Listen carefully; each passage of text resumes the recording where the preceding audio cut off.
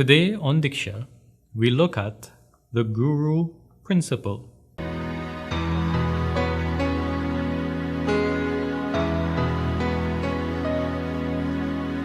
It is a topic that, or a word rather, that has come to be accepted worldwide to mean teacher. So the word guru, even in the English language, has come to symbolize someone who enlightens us in a particular way. And even the word enlightenment has come to have a somewhat diminished meaning.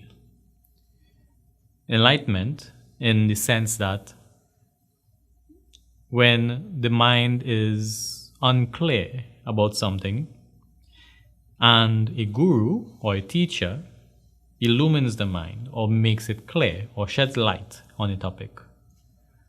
So guru has come to mean the one who dispels ignorance or darkness concerning a particular topic. Now all topics, although we consider them to be, let's say, individualized, or all topics we consider to be subjects that are unrelated to each other, all topics that we deal with on a daily basis concerns our own life. We would not have to deal with a particular problem if it didn't directly concern us. So we can remain, let's say, a bit ignorant on a lot of things and only concern ourselves with what we need to survive. So what I will need as a person today in order to earn a living so that I may be able to maintain my family, for example, or maintain my lifestyle, or to grow. So I have a very narrow, let's say, vision, a very narrow plan. And this is necessary. It is not as though we must broaden our horizons. Although we tend to romanticize the idea of having unlimited possibilities, that we are able to choose what we want from all things in the world, the reality is that each individual is very limited in what we can achieve and what we will achieve. And so we must consider the fact that the guru is a person who will enlighten our lives in a certain degree, to a certain extent. And in this way, we can realize who our guru is and what the guru is. So the guru, for example, in my life, I will be a student, I will be let's say, a child, a son to someone, to a pair of people, I will be a sibling. Then I will go on to be, let's say, an employee. I will go on to probably be a boss over some people. If I work in an organization, I will be employee to some, but boss to some. If I own my own business or run my own business, I will be, the boss to everyone that is employed there. So the whole point is that during my lifetime, I will have set defined rules. I will have defined names, titles. And so the guru is the person who teaches me these rules, how to fulfill them. So my parents will teach me how to be a good child. From my siblings, also from my parents, I will learn how to be a good sibling. From society, I will learn how to be a good student, and also my parents and probably my siblings. And the story goes on and on. So, as I encounter more roles along my lifetime, I will begin acquiring more teachers. So when I am a student in school, I will have my teachers of those subjects, but I will also have my parents and my siblings who will offer me guidance.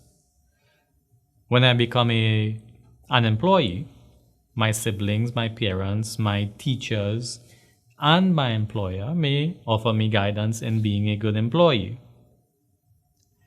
And so maybe later on, as I become an employer or a boss, then even my underlings, those I supervise, as well as my supervisors, or those who manage me, or as well as my parents and my siblings and my teachers and my friends, may guide me in how to be a good boss. So the whole point is I will have very many teachers along my lifetime. Now the guru, in the sense of what we consider to be a teacher, is embodied in all these people. All these people are, in a sense, my guru. Even, let's say indirectly, strangers, for example, clients of a business, or even people who are not directly my teacher in school, but will offer me some form of guidance. Even though my parents are my primary, let's say, teachers when I am younger, I may also have people in my environment, such as uncles and aunts, grandparents, and even my neighbors may offer me guidance in being a good sibling and a good son. And so all these people act in a way as my guru. Because the guru, as the definition I stated earlier, is the person who teaches. It is the person who illumines through teaching. It is the person who guides. And so the guru or teacher is an idea and not an abstract idea. The guru is the teacher that gives or grants knowledge. And so the idea of a guru, or the principle of a guru, or the whole, let's say, the spirit of the law that governs what defines the guru is, well, the passing on of knowledge, the giving of knowledge. And knowledge in this sense is not about abstractly giving information. Knowledge is when that information is accepted and understood and is able to be utilized. So a guru is not an abstract idea to say that, okay, well, I am a teacher, so because I am a qualified teacher, I give information, and that information automatically qualifies me as a guru. It goes beyond that. The guru is the one who illumines, who removes darkness or ignorance in the sense of lack of understanding, in the sense of, well, ignorance being directly that there's absolutely no knowledge. But also the guru is the one that ensures that you utilize this knowledge in your life or in my life so that I can be, let's say, that my ignorance is removed, or my incompetence is removed, or my lack of understanding is removed.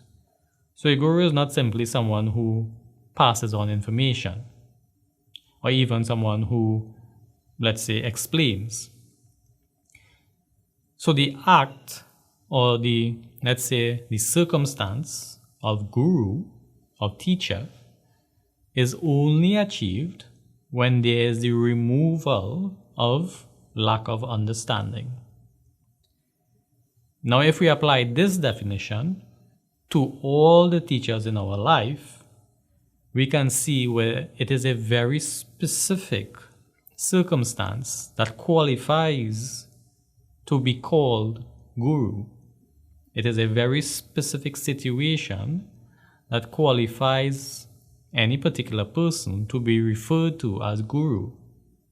It is not as though one can say, for example, that, well, in two scenarios, it is not as though I can say that because this person is officially my guru, that whatever they say automatically qualifies as, well, guru to disciple knowledge or instruction.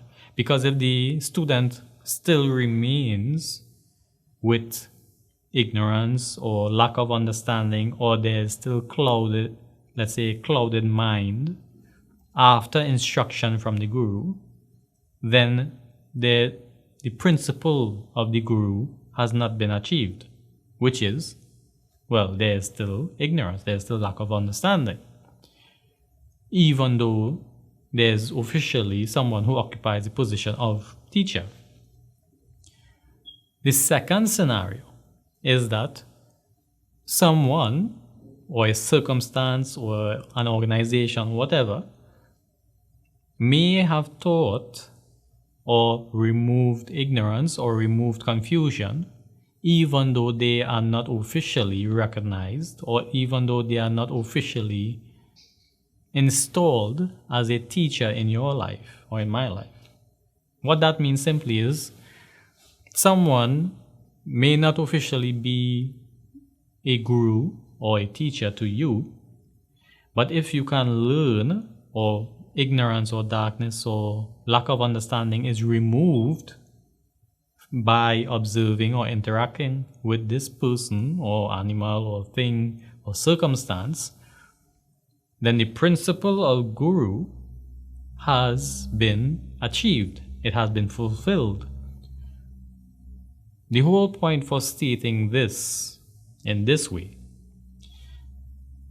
is to reiterate the idea that the guru is not a person, it is a principle. The guru is the removal of darkness.